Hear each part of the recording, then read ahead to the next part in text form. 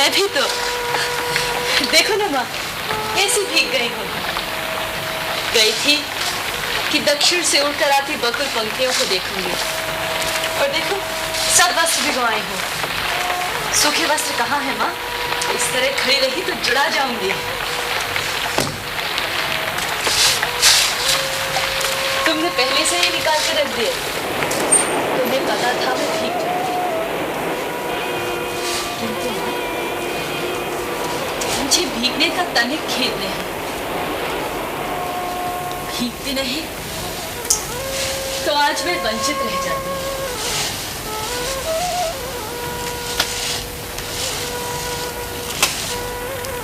चारों ओर धुआंरे मेघ घेराए थे।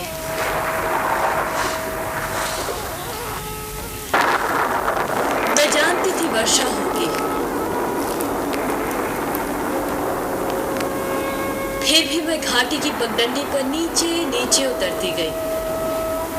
एक बार मेरा अंशुक भी हवा ने उड़ा दिया।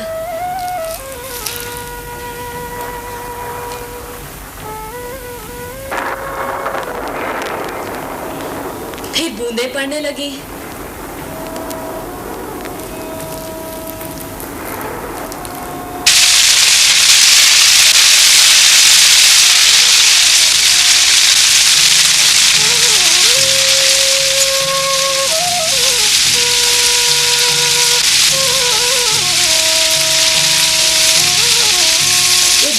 अद्भुत अनुभव था माँ, बहुत अद्भुत।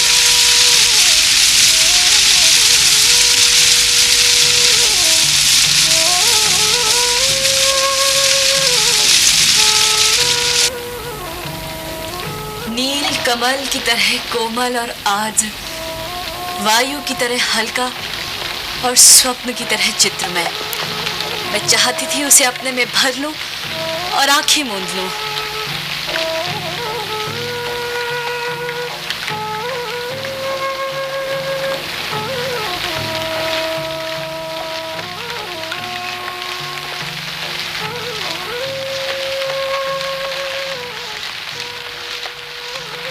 आज के वो क्षण मैं कभी नहीं भूल सकती माँ।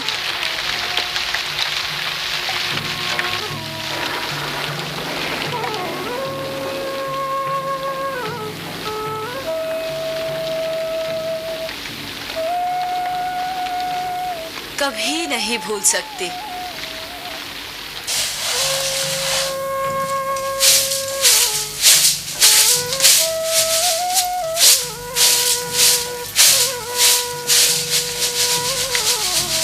सौंदर्य का ऐसा साक्षात्कार मैंने कभी नहीं किया, जैसे वो सौंदर्य अस्पृश्य होते हुए भी मांसल हो। मैं उसे देख सकती थी, छू सकती थी, पी सकती थी। तभी मुझे अनुभव हुआ कि वो क्या है जो भावना को कविता का रूप देता है। मैं जीवन में पहली बार समझ पाई कि क्यों कोई पर्वत शिखरों को सहलाती मेघमालाओं में खो जाता है, क्यों किसी को अपने तन मन की अपेक्षा आकाश में बनते मिटते चित्रों का इतना मोह हो जाता है। क्या बात है माँ, इस तरह चुप क्यों हो? क्या बात करूं? कुछ भी कहो। मुझे डांटो कि भीग कर क्यों आई हूँ, या कहो कि तुम थक गई हो इसीलिए शेष स्थान मैं फटक दूं, या कहो कि तुम घर में अकेली थी इसलिए तुम्हें अच्छा नहीं लग रहा था। मुझे सब अच्छा लगता, और मैं घर में तो अकेली कब होती? तुम्हारे यहाँ रहने पर अकेली नहीं होती। मैं तुम्हें काम नहीं करने दूंगी। मुझे बताओ तुम इतनी गंभीर क्यों हो? दूध लौटा दिया है, शर्करा मिला लो और पी लो। नहीं, तुम पहले बताओ। और जाकर थोड़ी देर विश्राम कर लो, मुझे भी बहुत नहीं माँ, मुझे विश्राम नहीं करना। थकी कहाँ हो जो विश्राम करूं? तुम बताती क्यों नहीं? ऐसा करोगी तो मैं तुमसे बात नहीं करूंगी। हाँ? क्या हुआ माँ? तुम रो क्यों रही हो? कुछ नहीं मल्लिका, कभी बैठे बैठे मन उदास हो जाता। बैठे बैठे मन उदास हो जाता है, लेकिन बैठे बैठे रोया तो नहीं जाता। तुम्हें मेरी सौगंध है माँ, जो मुझे नहीं बताओ।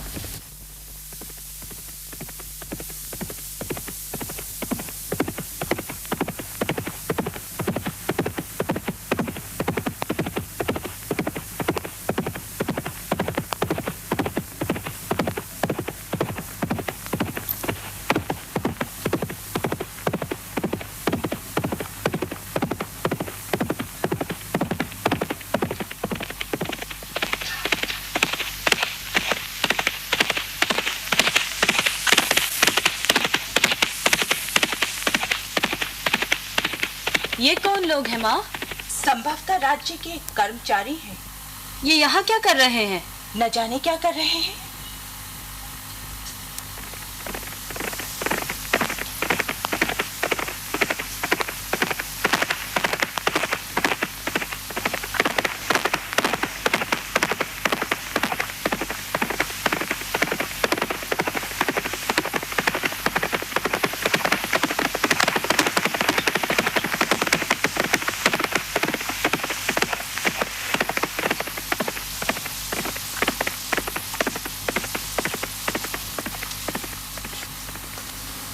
कभी वर्षों में ये आकृतियां यहाँ दिखाई देती हैं, और जब भी दिखाई देती है कोई ना कोई अनिष्ट होता है। कभी युद्ध की सूचना आती है तो कभी महामारी की। पिछली महामारी में जब तुम्हारे पिता की मृत्यु हुई, तब मैंने ये आकृतियां यहाँ देखी थी। ये लोग आज किस लिए आए हैं? न जाने किस लिए। फिर माँ, तुमने बात नहीं बताई।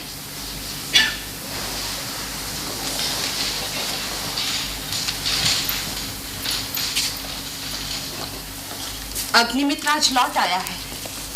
लौट आया है? कहाँ से? जहाँ मैंने उसे भेजा था। तुमने भेजा था? किंतु मैंने तुमसे कहा था अग्निमित्र को कहीं भेजने की आवश्यकता नहीं है। तुम जानती हो मैं विवाह नहीं करना चाहती, फिर उसके लिए प्रयत्न क्यों करती हो? मैं देख रही हूँ कि तुम्हारी बात ही सार्थक होने जा रही है। अग्निमित्र यही संदेश लाया है कि वे लोग इस संबंध के लिए प्रस्तुत नहीं हैं। वे कहते हैं। क्या कहते हैं? क्या अधिकार है उन्हें कुछ भी कहने का? मल्लिका का जीवन उसकी अपनी संपत्ति है। वो उसे नष्ट करना चाहती है तो किसी को उस पर आलोचना करने का क्या अधिकार है? मैं तो कहती हूँ कि मुझे कोई अधिकार है। मैं तुम्हारे अधिकार की बात नहीं कह रही। तुम न कहो, मैं तो कह रही हूँ। आज तुम्हारा जीवन तुम्हारी संपत्ति है, मेरा तुम पर कोई अधिकार नहीं। ऐसा क्यों कहती हो माँ? तुम मुझे समझने का प्रयत्न क्यों नहीं करती? मैं जानती आज तुम पर अपना अधिकार भी नहीं, किंतु इतना बड़ा अपवाद मुझसे नहीं सहा जाता।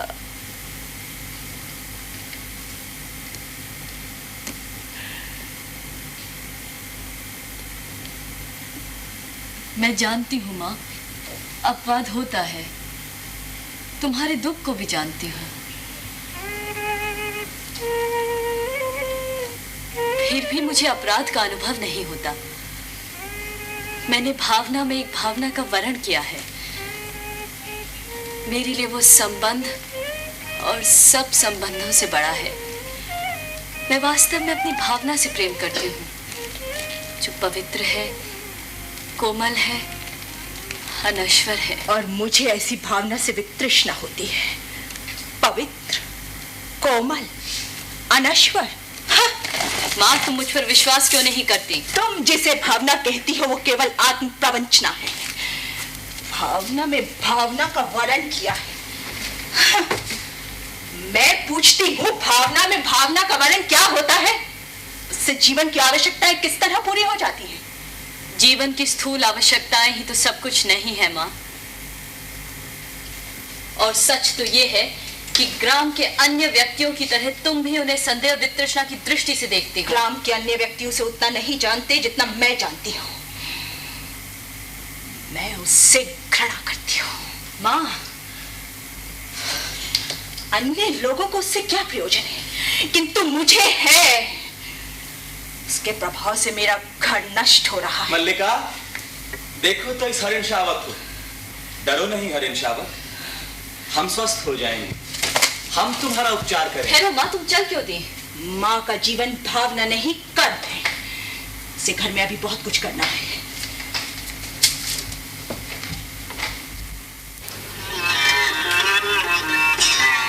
हम जिएंगे हरिण शावक। एक बाण से आहत होकर हम प्राण नहीं देंगे। हमारा शरीर कोमल है तो क्या हुआ, हम पीड़ा सह सकते हैं। एक बाण प्राण ले सकता है तो उंगलियों का कोमल स्पर्श प्राण दे भी तो सकता है।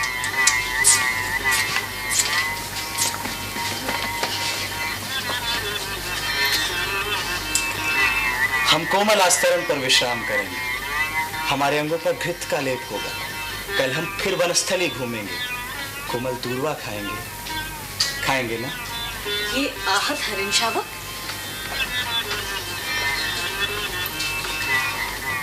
यहाँ ऐसा कौन है जिसने ऐसे आहत किया? क्या दक्षिण की तरह यहाँ भी? आज ग्राम प्रदेश में कई नई आकृतियां देख रहा हूं। संभवतः राज्य के कुछ कर्मचारी आए।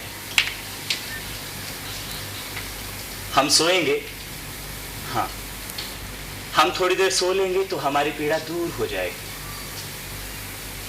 परंतु उससे पूर्व हमें थोड़ा सा दूध पी लेना है। मल्लिका, थोड़ा दूध है तो किसी भाजन में ले आओ। माँ ने दूध औटा कर रखा है, देखती हूँ।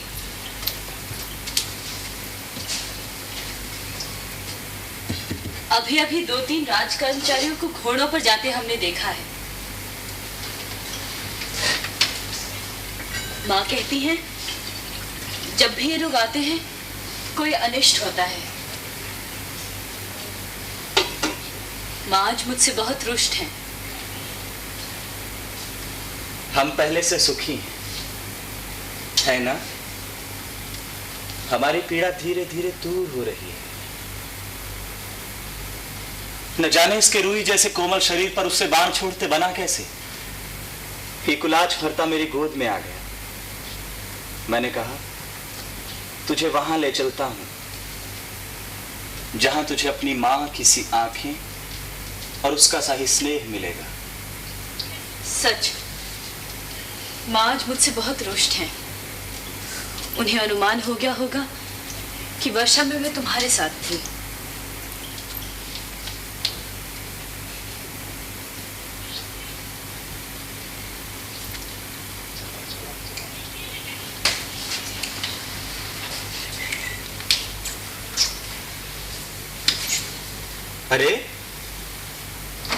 अरे हम दूध नहीं पिएंगे।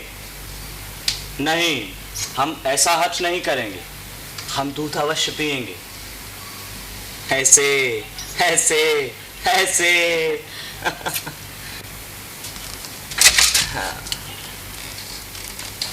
दूध पिलाकर इसके कोमल मांस को और कोमल किया जा रहा है। जहां तक मैं जानता हूं हम लोग परिचित नहीं हैं। तुम्हारा एक अपरिचित घर में आने का साहस कैसे हुआ? कैसी आकस्मिक बात है। ऐसा ही प्रश्न मैं तुमसे पूछना चाहता था। हमारा कभी का परिचय नहीं, फिर भी मेरे बाण से आहत हरिण को उठा ले आने में तुम्हें संकोच नहीं हुआ? ये तो कहो कि द्वार तक रक्त बिंदुओं के चिन्ह बने हैं, अन्यथा इस बादलों से घिरे दिन में मैं तुम्हारा अनुसरण कर पाता? देख रहा हूं तुम इस प्रदेश के निवासी नहीं हो। मैं तुम्हारी दृष्टि की प्रशंसा करता हूँ। मेरी वेशभूषा ही इस बात का परिचय देती है कि मैं यहाँ का निवासी नहीं। मैं तुम्हारी वेशभूषा को देखकर नहीं कहता। तो क्या मेरी ललाट की रेखाओं को देखकर जान पड़ता है कि चौर कर्म के अतिरिक्त सामुद्रिक का भी अभ्यास करते हो? तुम्हें ऐसे लांछन लगाते लज्जा नहीं आती?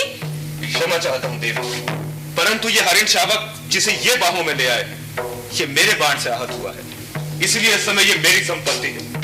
मेरी संपत्ति मुझे लौटा दो। इस प्रदेश में हरिणों का आखेट नहीं होता राजपुरुष। तुम बाहर से आए, इसलिए इतना ही पर्याप्त है कि हम इसके लिए तुम्हें अपराधी न माने। राजपुरुष के अपराध और न्याय का निर्णय ग्रामवासी करेंगे। ग्रामीण युवक अपराध और न्याय का शब्दार्थ भी जानते हो? शब्द और अर्थ राजपुरुषों की संपत्ति है। जानकर आश्चर्य हुआ। समझदार व्यक्ति जान पड़ते हो, फिर भी ये नहीं जानते कि राजपुरुषों के अधिकार बहुत दूर तक जाते हैं।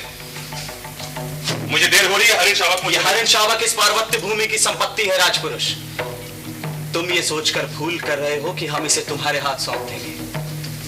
मल्लिका, इसे यहाँ से ले जाकर किसी तल और आस्तरण हरिण शावकों के लिए नहीं है। तुम देख रही हो माँ? हाँ, देख रही हूँ, इसीलिए तो कह रही हूँ। तल्प और आस्तरण मनुष्यों के सोने के लिए हैं, पशुओं के लिए नहीं। रहने दो मल्लिका, इसके लिए मेरी बाहों का आस्तरण ही पर्याप्त होगा। मैं इसे घर ले जाऊंगा। और राजपुरुष दंतुल तुम्हें ले जाते देखता रहेगा। ये राजपुरुष की रुचि पर निर्भर करता है। राजपुरुष की रुचि अरुचि क्या होती है, संभवतः इसका परिचय तुम्हें देना आवश्यक होगा। संभवतः। ठहरो राजपुरुष, हरिण शावक के लिए हट मत करो।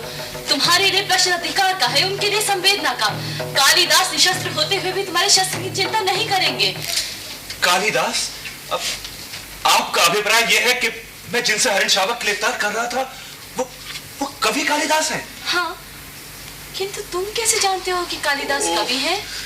उज्जैनी की राज्यसभा से संबद्ध प्रत्येक व्यक्ति ऋतु संहार के लेखक कवि कालिदास को जानता है।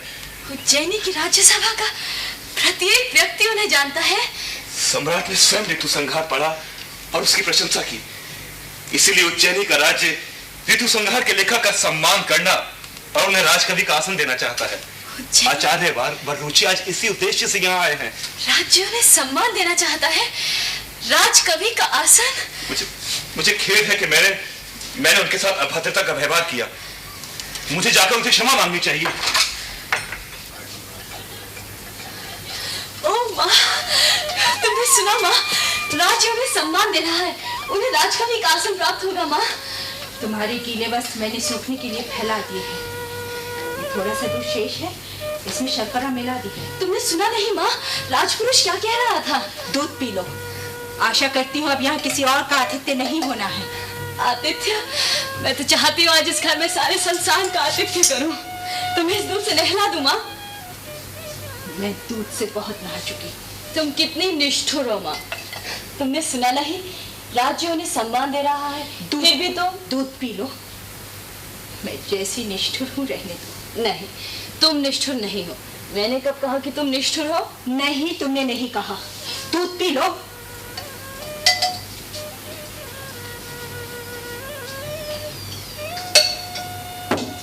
ओह माँ, तुम सोच सकती हो आज मैं कितनी प्रसन्न हूँ। मेरे पास कुछ भी सोचने की शक्ति नहीं है। अब उठ जाने दो, मुझे बहुत काम करना है। नहीं, उठो नहीं, इसी तरह बैठी रहो। राज्य उन्हें सम्मान दे रहा है माँ, उन्हें राजकवि का आसन प्राप्त होगा। उस व्यक्ति को जिसके उसके निकट के लोगों ने आज तक समझने का प्रयत्न ही नहीं किया, जिसे घर में और घर के बाहर केवल लांछना और प्रताड़ना ही मिली है। अब तो तुम विश्वास करती हो माँ कि मेरी भावना निराधार नहीं? मैं कह चुकी हूँ कि मेरी सोचने समझने की शक्ति जड़ हो चुकी है। क्यों माँ, क्यों तुम्हें इतना पूर्वाग्रह है? क्यों तुम उनके संबंध में उदारता पूर्वक नहीं सोच पाती? मेरी वो अवस्था बीत चुकी है जब यथार्थ से आंखें मूंद कर जिया जाता है। और तुम्हारी यथार्थ दृष्टि केवल दोष ही दोष देखती है। जहाँ दोष है वहाँ अवश्य दोष देखती है। उनमें तुम्हें क्या दोष दिखाई देता है? वो व्यक्ति आत्म केंद्रित है। संसार में अपने अतिरिक्त उसे और किसी से मोह नहीं। इसीलिए कि वो मातुल की गौएं नहाक कर बादलों में खो रहते हैं। मेरा मातुल और उसकी गौओं से कोई प्रयोजन नहीं है। मैं केवल अपने घर को देखकर कहती हूँ। बैठ जाओ माँ, मैं तुम्हारी बात समझना चाहती हूँ। मैं भी चाहती हूँ कि तुम आज समझ लो।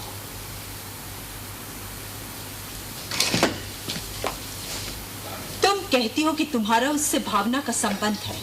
वो भावना क्या है? मैं उसे कोई नाम नहीं देती, परंतु लोग उसे नाम देते हैं। यदि वास्तव में उसका तुमसे भावना का संबंध है तो वो क्यों तुमसे विवाह नहीं करना चाहता? तुम जानती हो माँ, उनका जीवन परिस्थितियों की कैसी विडंबना में बीता है। मातुल के घर में उनकी क्या दशा रही है। उस साधनहीन और अभावग्रस्त जीवन में विवाह की कल्पना ही कैसे की जा सकती है? और आप जबकि उसका जीवन साधनहीन और अभावग्रस्त नहीं रहेगा।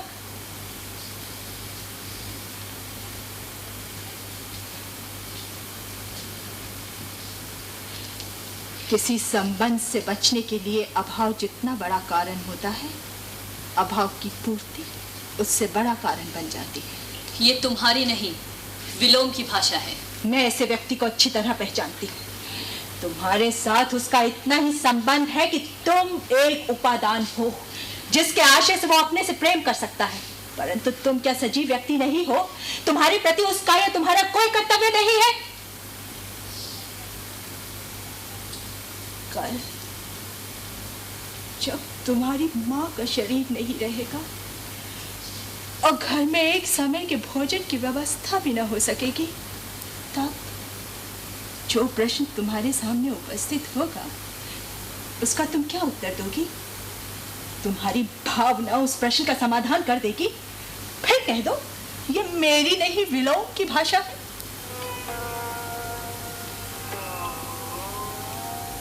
माँ, आज तक का जीवन जिस तरह बीता है आगे भी बीत जाएगा।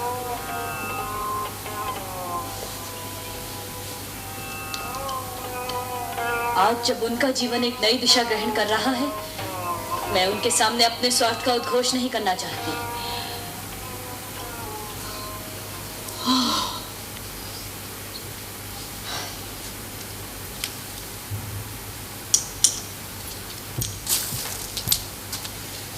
अंबिका, अंबिका, अंबिका घर में हो कि नहीं? हो, घर में ही हूँ।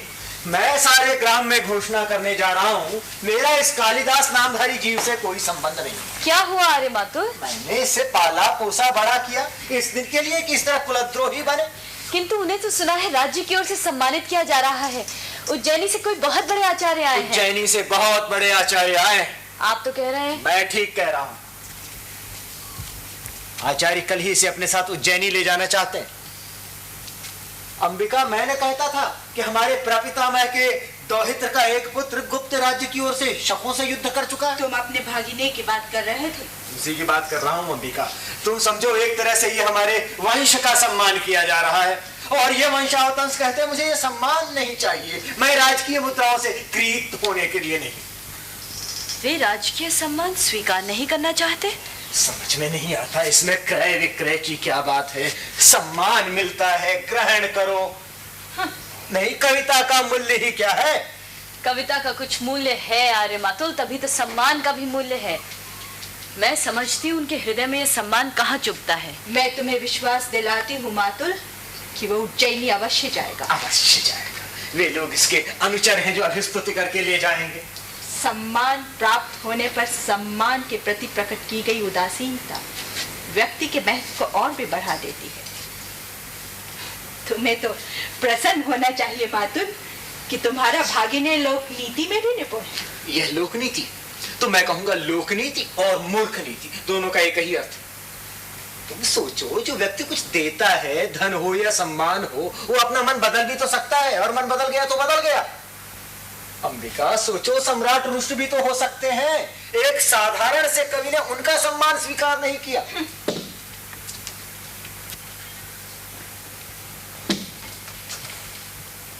मातुल, आप अभी तक यहाँ हैं और आचार्य वहां आपकी प्रतीक्षा कर रहे हैं। और तुम यहाँ क्या कर रहे हो?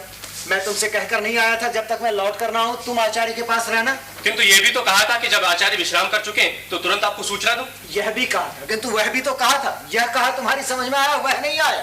किंतु मातुल। किंतु मातुल क्या? मातुल मूर्ख है? बताओ, तुम मातुल को मूर्ख समझते हो? नहीं मातुल। निश्चित रूप से मातुल मूर्ख नहीं तो तुम मूर्ख हो। आचार्य ने क्या कहा? उन्होंने कहा कि वे आपके साथ सारे ग्राम प्रदेश में घूमना चाहते हैं, जिस प्रदेश ने कालिदास की कविता को जन्म दिया। कालिदास की कविता? न जाने इतने बड़े आचार्य को इसकी कविता में क्या विशेषता दिखाई देती। इस व्यक्ति को साधारण लोक व्यवहार तक का तो ज्ञान नहीं, तुम लोक नीति की बात कहती हो। आप एक हरण शावक को गोदी में लिए चले आ रहे थे। मैंने कहा, कवि कुलगुरु, यह समय इस रूप में घर जाने का नहीं है। उज्जैनी से बहुत बड़े आचार्य आए, सुनते ही लौट पड़े जैसे रास्ते में सांप देख लिया हो। मल्लिका, मातुल को आसन दो। नहीं नहीं, आसन है, मुझे आसन की आवश्यकता नहीं। आचार्य मेरी प्रतीक्षा कर रहे हैं। मैंने कहा कविवर, राज्य की ओर से आपका सम्मान हो। सुनकर रुककर जलते अंगारों की दृष्टि से मुझे देखा। मैं राजकीय मुद्राओं से प्रीत होने के लिए नहीं हूं। ऐसे कहा जैसे राजकीय मुद्राएं आपके विरह में भूली जा रही हूं और चल दिए। मेरे लिए धर्म संकट खड़ा हो गया कि अनुनय करता करता आपके पीछे जाऊं या अभ्यागतों को देखूं। अब इस निक्षेप से आचार्य के पास रहने को कहकर आया था और ये धुरीहीन चक्र की तरह मेरे पीछे पीछे चला आया। किंतु मातुल, मैं तो समाचार देने आया था कि आचार्य विश्राम कर चुके हैं। बहुत अच्छा किया, समाचार देने के लिए धन्यवाद कहता हूं। अब इतना कीजिए कि ये कविकुल शिरोमणि जहां भी हो उन्हें ढूंढ कर लाइए। मेरा कर्तव्य कहता है जैसे भी हो उसे आचार्य के सामने प्रस्तुत कर, और मेरा मन कहता है जहां भी देखूं शिखा न्यस्त हस्त। मातुल,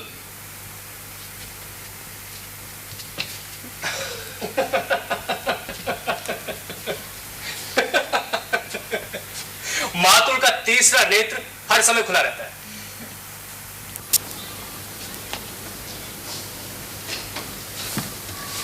किंतु कालिदास इस समय है कहाँ? कालिदास इस समय जगदम्बा के मंदिर में। आपने उन्हें देखा है? हाँ, देखा है। आपने मातुल से नहीं कहा? मैं नहीं चाहता था कि मातुल इस समय वहां जाए। क्यों? क्या आप भी नहीं चाहते कि वो मैं चाहता हूं कालिदास उज्जैनी अवश्य जाए, इसलिए मैंने मातुल का इस समय वहां जाना उचित नहीं समझा। मातुल को अपने मुख से उच्चारित शब्दों को सुनने में वो रस प्राप्त होता है कि बस बोलते ही चले जाते, परिस्थिति को समझना नहीं चाहते। कालिदास हट कर रहे हैं कि जब तक उज्जैनी से आए हुए अतिथि लौट नहीं जाते वे जगदम्बा के मंदिर में ही रहेंगे, घर नहीं जाएंगे। कैसी विचक्षणता! विचक्षणता? विचक्षणता ही तो है। इसमें विचक्षणता क्या है अंबिका? राज्य कवि का सम्मान करना चाहता है। कवि सम्मान के प्रति उदासीन जगदम्बा के मंदिर में साधना निरत है। राज्य के प्रतिनिधि मंदिर में जाके कवि की अभ्यर्थना करते हैं। कवि धीरे धीरे आंखें खोलता है। इतना बड़ा नाटक खेलना विचक्षणता नहीं है। कालिदास नाटक नहीं खेल रहे हैं अंबिका। मुझे विश्वास है कि उन्हें राज्य की सम्मान का मोह नहीं है। नहीं है? हाँ।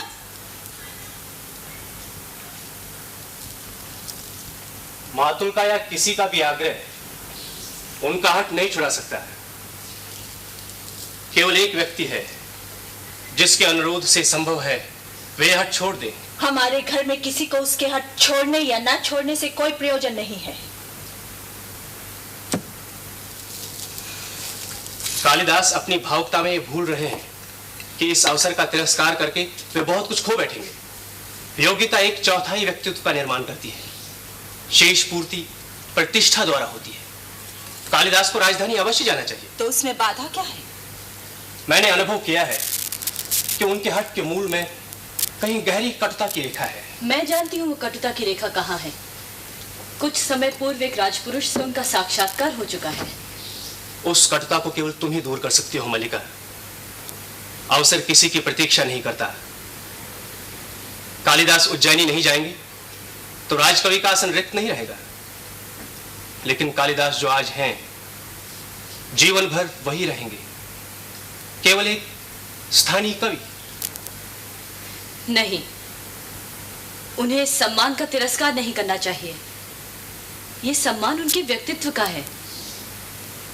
चलिए आर्य निक्षेप, मैं आपके साथ जगदम्बा के मंदिर चलती हूँ। मल्लिका, माँ, मुझे बाहर के व्यक्ति के सामने कहना होगा कि मैं इस समय तुम्हारे वहां जाने के पक्ष में नहीं हूँ। निक्षेप बाहर का व्यक्ति नहीं है अंबिका। ये एक महत्वपूर्ण क्षण है माँ, मुझे इस समय अवश्य जाना चाहिए। चलिए आर्य निक्षेप।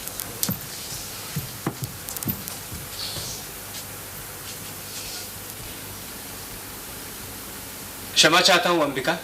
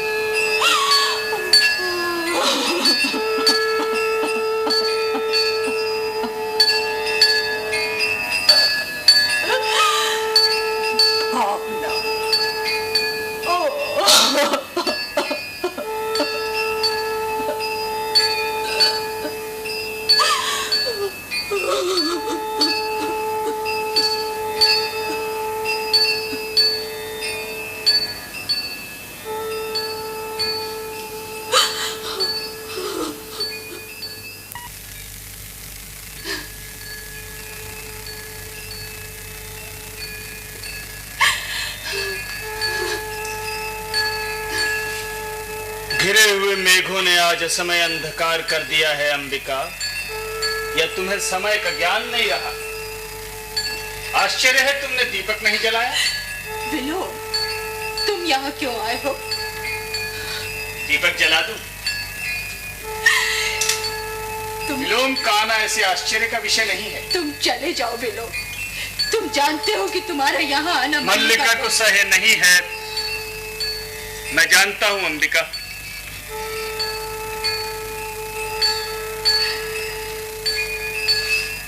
मल्लिका नहीं चाहती कि मैं यहाँ आऊं, क्योंकि कालिदास नहीं चाहता। और कालिदास क्यों नहीं चाहता? क्योंकि उसे मेरी आंखों में अपने हृदय का सत्य झांकता दिखाई देता है, उसे उलझन होती है। किंतु तुम तो जानती हो अंबिका, मेरा एकमात्र दोष यह है कि मैं जो अनुभव करता हूँ स्पष्ट कह देता हूँ। मैं इस समय तुम्हारे दोष अदोष का विवेचन नहीं करना चाहती विलो। देख रहा हूं इस समय तुम बहुत आर्त हो, और तुम कब आर्त नहीं रही अंबिका? सुना है कालिदास उज्जैनी जा रहा है, राज्य की ओर से उसका सम्मान होगा।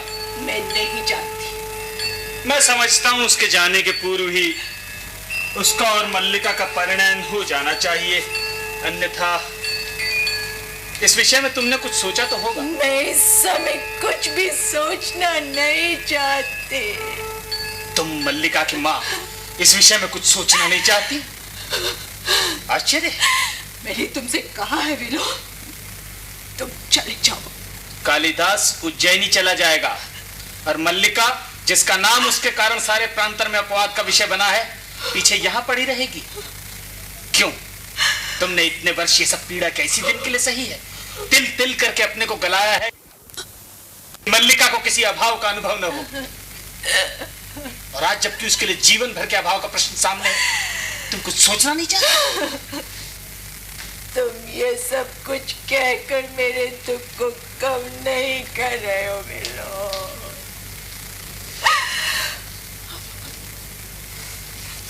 मैं तुमसे अनुरोध करती हूँ कि मुझे इस समय यहाँ अकेली रहने दो।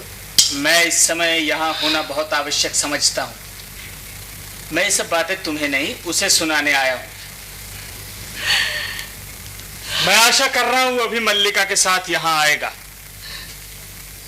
मैंने मल्लिका को जगदम्बा के मंदिर की ओर जाते देखा है। मैं कुछ क्षण उसकी यहीं प्रतीक्षा करना चाहता हूँ। अधिक प्रतीक्षा नहीं करनी पड़ेगी विलोम। मैं जानता हूं कि तुम कहां, किस समय और क्यों मेरे साक्षात्कार के लिए उत्सुक रहते हो। कहो, आजकल किस नए छंद का अभ्यास कर रहे हो? छंदों का अभ्यास मेरी वृत्ति नहीं है।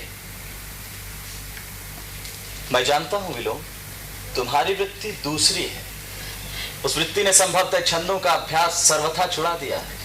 आज निस्संदेह तुम अपने छंदों के अभ्यास पर गर्व कर सकते हो। सुना है राजधानी से निमंत्रण आया है। सुना मैंने भी है। तुम्हें दुख हुआ? दुख? हाँ हाँ, बहुत। एक मित्र के बिछुड़ने का दुख किसे नहीं होता। कल ब्रह्म मुहूर्त में ही चले जाओगे? मैं नहीं जानता। मैं जानता हूं। राजधानी के वैभव में जाकर ग्राम प्रांतर को भूल तो नहीं जाओगे? सुना है वहां जाकर व्यक्ति बहुत व्यस्त हो जाता है। वहां के जीवन में कई तरह के आकर्षण हैं, रंगशालाएं, मदिरालय, अन्यान्य विलास भूमियां। आर्य विलोम, ये समय और स्थान इन बातों के लिए नहीं है। मैं आपको इस समय यहाँ देखने की आशा नहीं कर रही थी। मैं जानता हूं तुम इस समय मुझे यहाँ देखकर प्रसन्न नहीं हो, परंतु मैं अंबिका से मिलने आया था। बहुत दिनों से भेंट नहीं हुई थी। ये कोई ऐसी अप्रत्याशित बात तो नहीं है? विलोम का कुछ भी करना अप्रत्याशित नहीं है। ये वास्तव में प्रसन्नता का विषय है कालिदास, कि हम दोनों एक दूसरे के विषय में इतनी अच्छी तरह से समझते हैं। मेरी प्रकृति में ऐसा कुछ नहीं है जो तुमसे छुपा हो। विलोम क्या है? एक असफल कालिदास, और कालिदास एक सफल विलोम। हम कहीं एक दूसरे के बहुत निकट पड़ते हैं। निसंदेह सभी विपरीत एक दूसरे के बहुत निकट पड़ते हैं, अच्छा है तुम इस सत्य को स्वीकार करते हो। मैं उस निकटता के आधार पर तुमसे एक प्रश्न पूछ सकता हूं। संभवतः फिर कभी यह प्रश्न पूछने का अवसर ही प्राप्त न हो। एक दिन का व्यवधान तुम्हें हमसे बहुत दूर कर देगा ना। वर्षों का व्यवधान भी विपरीत को विपरीत से दूर नहीं करता विलोम। मैं तुम्हारा प्रश्न सुनने के लिए उत्सुक हूं।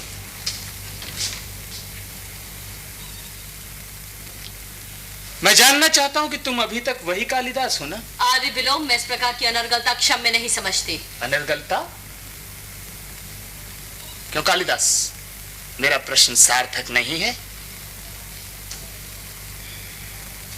क्यों अंबिका? मैं इस संबंध में कुछ नहीं जानती और न ही जानना चाहती हूँ। ठहरो अंबिका। कल तक ग्राम प्रांतर में कालिदास और मल्लिका के संबंध को लेकर बहुत कुछ कहा सुना जाता रहा है। आर्य विलोम, उस आधार को दृष्टि में रखते हुए क्या ये उचित नहीं होगा कि कालिदास स्पष्ट कर दें उसे उज्जैनी अकेले जाना है? कालिदास आपके किसी भी प्रश्न का उत्तर देने के लिए बाध्य नहीं है। मैं कब कहता हूं कि बाध्य है, परंतु संभव है कालिदास का अंतःकरण उसे उत्तर देने के लिए बाध्य करे। क्यों कालिदास? मैं तुम्हारी प्रशंसा करने के लिए अवश्य बाध्य हूं। तुम दूसरों के घर में ही नहीं, उनके जीवन में भी अनधिकार प्रवेश कर जाते हो। अनधिकार प्रवेश? मैं? क्यों अंबिका, तुम्हें कालिदास की यह बात कहां तक संगत प्रतीत होती है? मैं कह चुकी हूँ कि मुझे इस संबंध में कुछ नहीं कहना है। बस चली दी।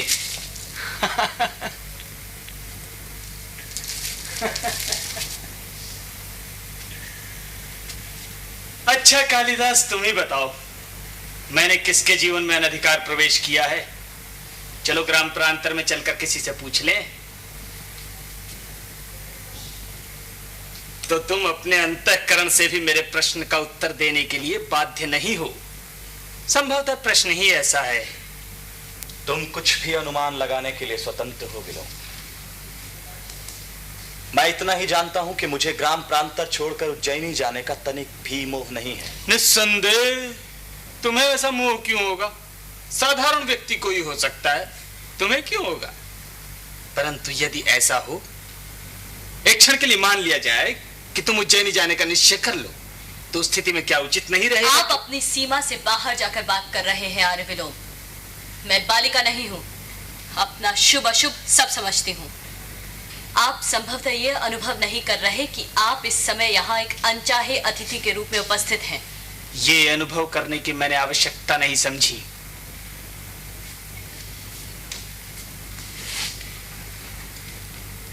मल्लिका, तुम मुझसे घृणा करती हो, मैं जानता हूं, परंतु मैं तुमसे घृणा नहीं करता।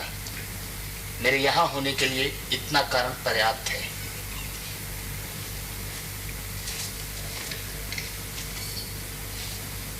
और एक बात कालिदास से भी करना चाहता था।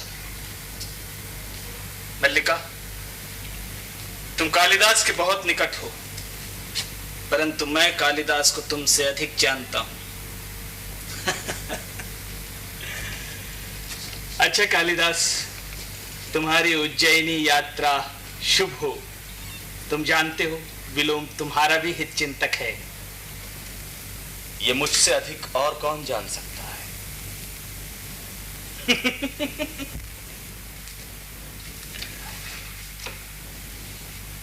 अनचाहा अतिथि संभवतः फिर भी कभी आ पहुंचे, तब के लिए भी क्षमा चाहते हुए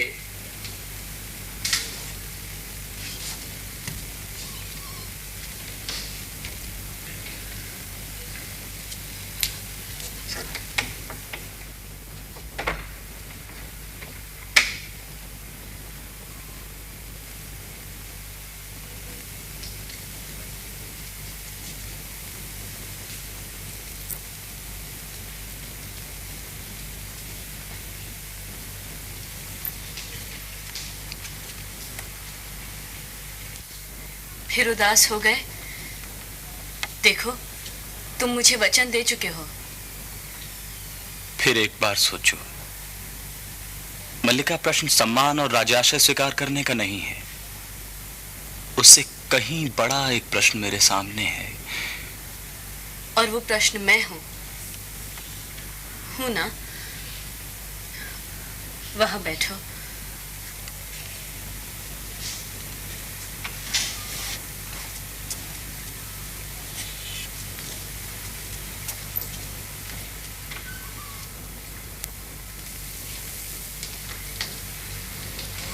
तुम समझते हो तुम इस अवसर को ठुकरा कर यहाँ रह जाओगे तो मुझे सुख होगा? मैं जानती हूँ तुम्हारे चले जाने पर मेरे अंतर को एक रिक्तता सी छानेगी। बाहर भी संभवतः बहुत सूना प्रतीत होगा। फिर भी मैं अपने साथ छल नहीं कर रही। मैं हृदय से कहती हूँ तुम्हें जाना चाहिए। चाहता हूं तुम इस समय अपनी आंखें देख सकती। मेरी आंखें इसलिए गीली हैं कि तुम मेरी बात नहीं समझ रहे। यहाँ ग्राम प्रांतर में रहकर तुम्हारी प्रतिभा को विकसित होने का अवसर कहाँ मिलेगा? विश्वास करते हो ना कि मैं तुम्हें जानती हूँ। जानती हूँ कि कोई भी रेखा तुम्हें घेरे तो तुम घिर जाओगे। मैं तुम्हें घेरना नहीं चाहती, इसीलिए कहती हूँ कि तुम जाओ। तुम पूरी तरह नहीं समझ रही मल्लिका। प्रश्न तुम्हारे घेरने का नहीं है। मैं अनुभव करता हूं कि ये ग्राम प्रांतर मेरी वास्तविक भूमि है। मैं कई सूत्रों से इस भूमि से जुड़ा हूं। उन सूत्रों में तुम हो। आकाश, मेघ, यहाँ की हरियाली है, हरिणों के बच्चे हैं, पशुपाल हैं। यहाँ से जाकर मैं अपनी भूमि से उखड़ जाऊंगा। ये क्यों नहीं सोचते कि नई भूमि तुम्हें यहाँ से अधिक संपन्न और उर्वरा मिलेगी? इस भूमि से तुम जो कुछ ग्रहण कर सकते थे कर चुके हो। आज तुम्हें नई भूमि की आवश्यकता है जो तुम्हारे व्यक्तित्व को अधिक पूर्ण बना सके। नई भूमि सुखा भी तो सकती है। कोई भूमि ऐसी नहीं जिसके अंतर में कोमलता न हो। तुम्हारी प्रतिभा उस कोमलता का स्पर्श अवश्य पालेगी। और उस जीवन की अपनी अपेक्षाएं भी होंगी। ये क्यों आवश्यक है कि तुम उन अपेक्षाओं का पालन करो? तुम दूसरों के लिए नई अपेक्षाओं की सृष्टि कर सकते हो। फिर भी कई कई आशंकाएं उठती हैं। मुझे हृदय में उत्साह का अनुभव नहीं होता मल्लिका।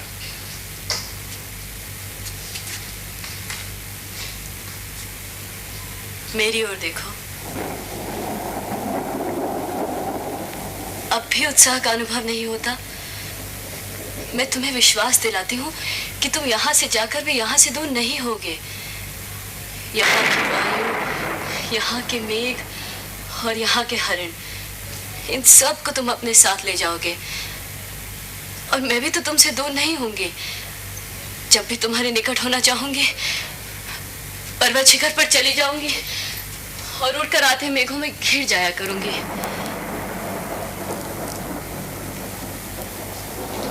संभवतः फिर से वर्षा होगी।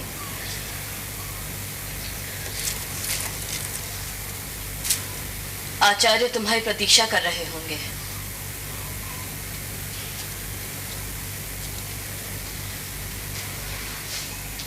मुझे जाने के लिए कह रही हो? हाँ, देखना तुम्हारे पीछे मैं बहुत प्रसन्न रहूंगी, बहुत घूमूंगी और हर संध्या जगदम्बा के मंदिर में जाकर सूर्यास्त देखा करूंगी। इसका अर्थ है तुमसे विदा लूं? नहीं, विदा तुम्हें नहीं दूंगी। जा रहे हो इसीलिए केवल प्रार्थना करूंगी कि तुम्हारा पथ प्रशस्त हो। जाओ।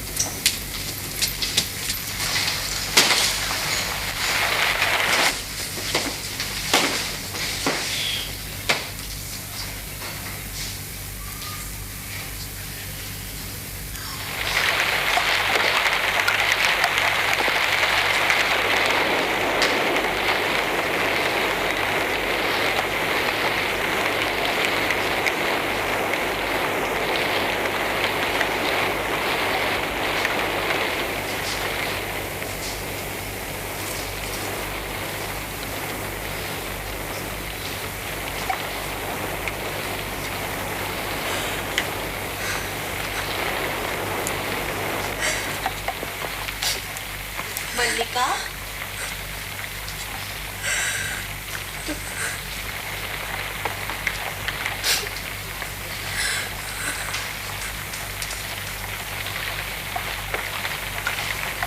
तुम स्वस्थ नहीं हो मल्लिका। चलो, चलकर विश्राम कर लो। मुझे यही रहने दो माँ। देखो माँ, चारों ओर कितने गहरे मेघ घिराए हैं। कल ये मेघ उज्जैनी की ओर उड़ जाएंगे माँ।